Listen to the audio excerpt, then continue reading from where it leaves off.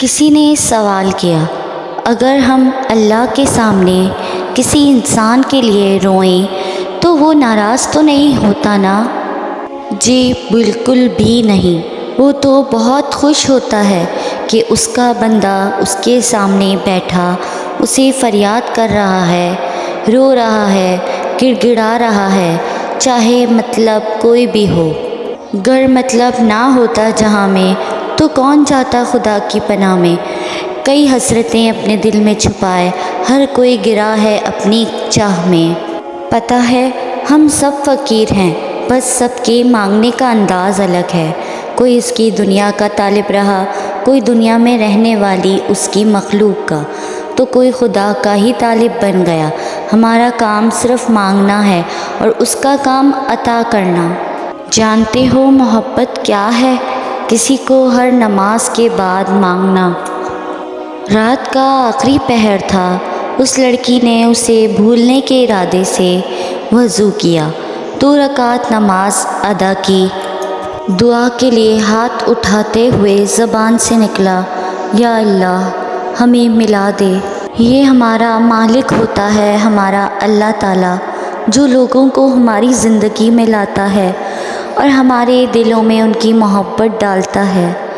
وہی ہنساتا ہے، وہی رلاتا ہے، وہی مردہ ہوئے دلوں کو محبت سے زندہ کرتا ہے، اور وہی ان لوگوں کو پھر ہماری زندگی سے لے بھی جاتا ہے۔ دل اللہ کے ہاتھ میں ہوتے ہیں، وہی ان کو الٹتا پلٹتا رہتا ہے۔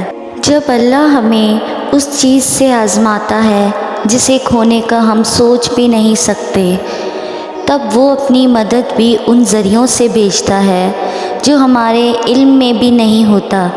جب ہم توکل کرتے ہیں تو اللہ ایسے پوشیدہ طریقوں سے ہمارے کام کرتا ہے جنہیں نہ ہم دیکھ پاتے ہیں نہ سمجھ پاتے ہیں۔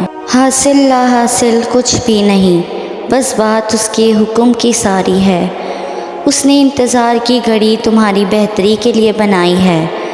اللہ تمہارا دل نہیں بدل رہا کیونکہ وہ تمہاری رضا میں راضی ہے۔ کوئی تو وجہ ہے جو تمہاری زبان پہ وہ ایک ہی دعا اب تک جاری ہے۔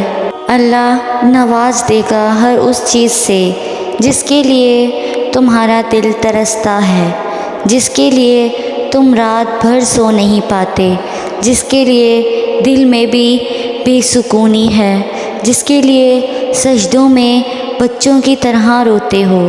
تم اس پر اتنا یقین رکھو گے تو وہ کیسے مایوس ہونے دے گا تمہیں؟ اور جب بندہ خدا کی محبت سے بے نیاز ہو کر اس کے بندوں میں سکون ڈھونڈنے لگ جاتا ہے تو پھر وہ ناراض ہو جاتا ہے اور اسے وہ سب چھین لیتا ہے جو انسان کو اس کی ذات سے غافل کر لیتا ہے۔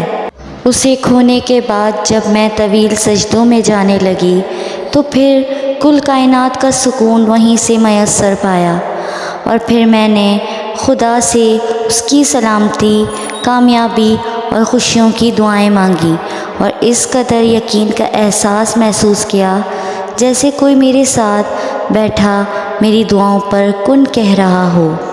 جہاں اتنی تکلیفیں برداشت کی ہیں، یہ سن کر بھی برداشت کر لینا، جو آپ کو چھوڑ کر گیا وہ آپ کا کبھی تھا ہی نہیں۔ اچھا چلو بتاؤ، اپنے چھوڑا کرتے ہیں؟ نہیں نا، تو وہ 70 ماؤں سے زیادہ پیار کرنے والا کیسے آپ کو چھوڑے گا؟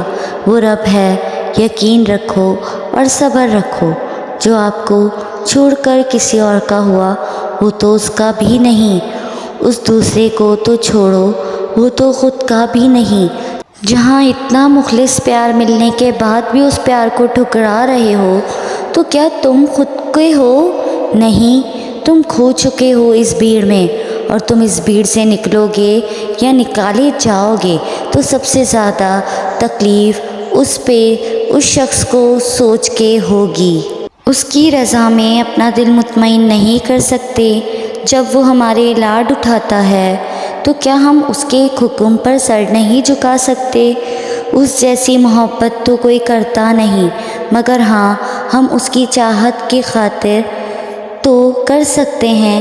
اس سے محبت کرنے کی کوشش تو کر سکتے ہیں، تو پھر کیوں نہ اب اس کے حکم کا انتظار کیا جائے اور اب اس سے محبت کی جائے جس کی محبت قربان ہے ہم پہ۔ تو کیا ہوا اگر وہ ایک پھول نہ مل سکا؟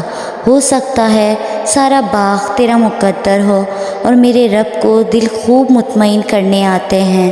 اللہ پہ یقین رکھیں، بے شک اللہ سارے غم آپ کے دور کر دے گا۔